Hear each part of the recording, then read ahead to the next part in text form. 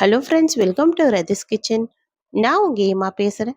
இன்னைக்கு நம்ம சேனலில் ஒரு ஹெல்த்தியான ஸ்மூத்தி எப்படி செய்கிறது தான் பார்க்க போகிறோம். ஃப்ரெண்ட்ஸ், இந்த ஸ்மூத்தி செய்கிறதுக்கு 10 நிமிஷம் கூட ஆகாது. மார்னிங் பிரேக்ஃபாஸ்ட்டு ஸ்கிப் பண்ணுறவங்களா இருந்தால் கண்டிப்பாக இந்த ரெசிபியை ட்ரை பண்ணி பாருங்கள். இப்போ வாங்க வீடியோக்குள்ளே போகலாம்.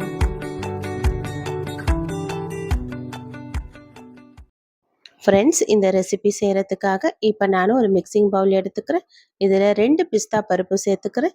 இது கூடவே அக்ரூட்டு 1 எடுத்து சேர்த்துக்கலாம். இது கூடவே 5-6 பாதாம் சேர்த்துட்டு கொஞ்சம் சூடான பால் எடுத்து இந்த நட்ஸில் சேர்த்துக்கலாம். இப்போ இது அப்படியே ஊறிட்டே இருக்கட்டும். அதுக்குள்ளே இப்போ ஒரு செவ்வாழை பழம் எடுத்துக்கலாம். இது பெரிய பழமாக இருக்கிறதுனால நான் ஒரு பழம் எடுத்திருக்கேன். கொஞ்சம் சின்னதாக இருந்ததுன்னா நீங்கள் 2 பழம் கூட எடுத்துக்கோங்க.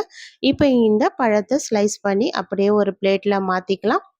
இந்த செவ்வாழை பழத்தில் நம்ம செய்யும் போது இது ரொம்ப ஹெல்த்தியான ஸ்மூத்தியாகவும் இருக்கும். நீங்கள் நார்மல் பனானா எது இருந்தாலும் பரவாயில்ல எடுத்துக்கோங்க. ஆனால் செவ்வாழை வந்து ரொம்ப ஹெல்த்தியாக இருக்குன்றதுனால தான் நான் இந்த செவ்வாழையை எடுத்துக்கிறேன். இப்போ இது போல் நம்ம ஸ்லைஸ் பண்ணி எடுத்தாச்சு. அடுத்ததாக இப்போ நான் ஒரு மிக்ஸி ஜார் எடுத்துக்கிறேன். இப்போ மிக்ஸி ஜாரில் நம்ம கட் பண்ணி வச்சுருந்தோம்ல இந்த பனானாவை எடுத்து சேர்த்துக்கலாம். இது கூடவே நம்ம ஏற்கனவே ஊற வச்சுருந்தோம்ல நட்ஸோடு சேர்த்த பால், அந்த பாலையும் எடுத்து சேர்த்துக்கலாம்.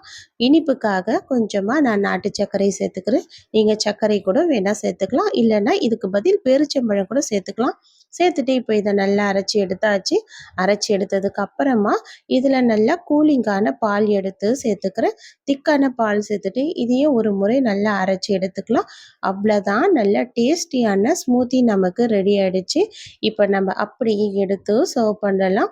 எவ்வளோ சுலபமான ரெசிபி பாருங்கள் ஃப்ரெண்ட்ஸ். இது ரொம்ப டேஸ்டியாகவும் இருக்கும், ரொம்ப ஹெல்த்தியும் கூட. கண்டிப்பாக நீங்களும் ட்ரை பண்ணி பாருங்கள் ஃப்ரெண்ட்ஸ். மார்னிங் பிரேக்ஃபாஸ்ட்டை ஸ்கிப் பண்ணுறவங்களுக்கு இது ஒரு ஹெல்த்தியான ரெசிபி. கண்டிப்பாக நீங்களும் ட்ரை பண்ணி பாருங்கள் ஃப்ரெண்ட்ஸ். ட்ரை பண்ணி பார்த்துட்டு எப்படி இருக்குன்னு எனக்கு மறக்காமல் கமெண்ட் பண்ணுங்கள்.